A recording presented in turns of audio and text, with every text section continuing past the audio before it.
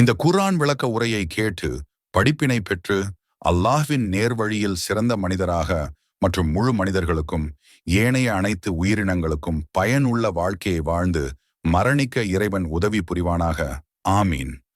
மேலும் நிச்சயமாக நாம் மூசாவுக்கு வேதத்தை அருளினோம்.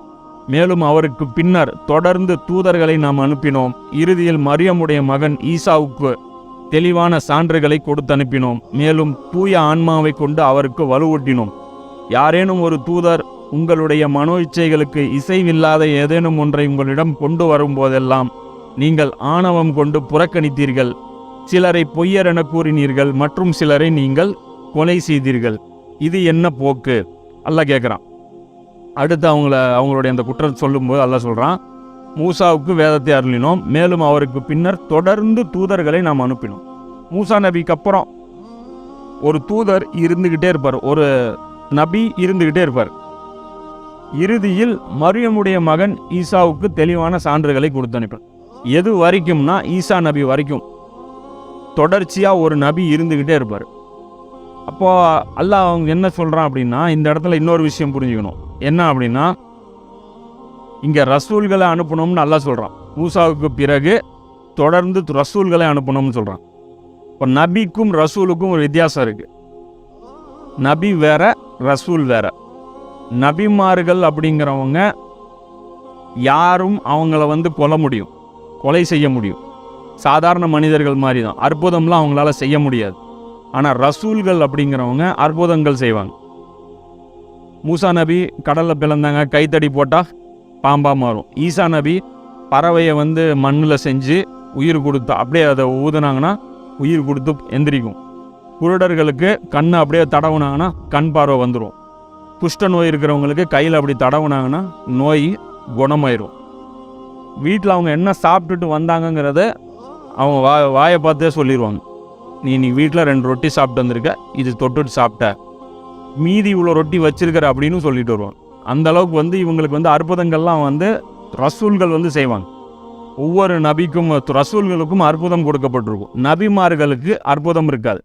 அதனால தான் சொன்னேன்ல, இவங்க ரசூல்களுக்கு பயப்படுவாங்க, நபிமார்களுக்கு பெருசாக பயப்பட மாட்டாங்க. யார்? பனி இஸ்ராயல்கள். மூசா நபி ரசூலை பகைச்சிக்கிட்டோம்னா கேம் ஓவர் ஆயிரும்.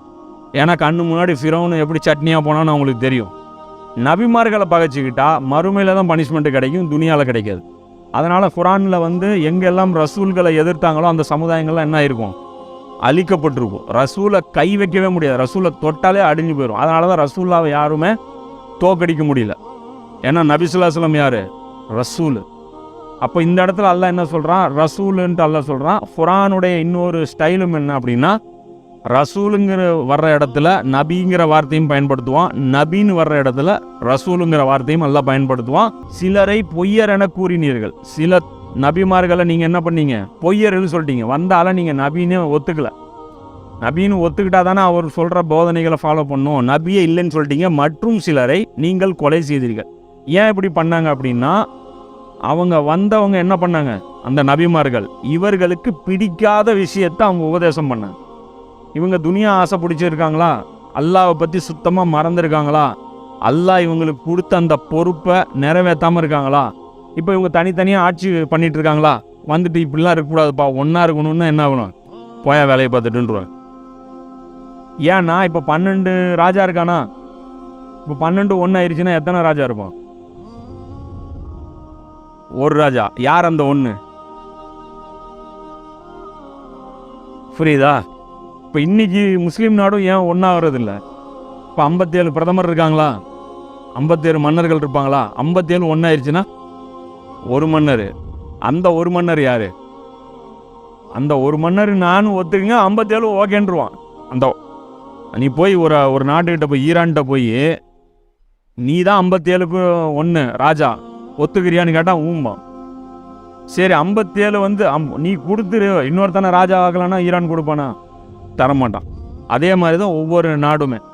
அப்போ இது மாதிரி சொல்லும்போது, அப்போ அந்த நபி சொல்லும்போது இவங்களுக்கு கசக்கும்ல, செய்ய மாட்டாங்க. என்ன பண்ணுவாங்க? அந்த நபியவே கொன்றுவாங்க. அவர் சும்மா இருப்பாரா? நபி நம்மளை மாதிரி சொல்லிட்டு போய் தொலைன்னு விட்டுருவாரா? நச்சரிச்சுட்டே இருப்பார். டெய்லி போட்டு டார்ச்சர் பண்ணுவாரா? சும்மா நச்சரிச்சுட்டு போட்டுறா இருந்தால் தானே இருந்தாலும் காலி பண்ணிடுவாங்க, அப்படி கொன்று விட்ருவாங்க. இது ரசூல் கிடையாது. ரசூலை காலி பண்ண என்ன ஆகும்? இவங்களே காலி ஆயிடுவாங்க. இவங்களுக்கு இப்போ நபிமார்களை கொன்னதுனால இவங்க என்ன ஆயிடுவாங்க? தைரியம் வந்துடும்.